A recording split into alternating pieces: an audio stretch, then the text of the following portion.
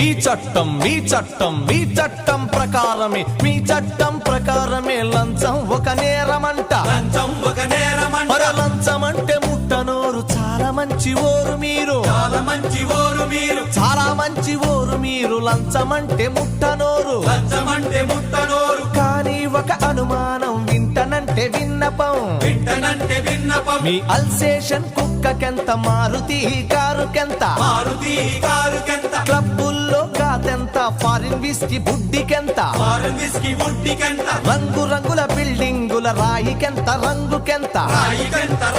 మీ జీతం ఎంత బత్తెమెంత దానిల మిగిలేది ఎంత లంచం మింగని దొరో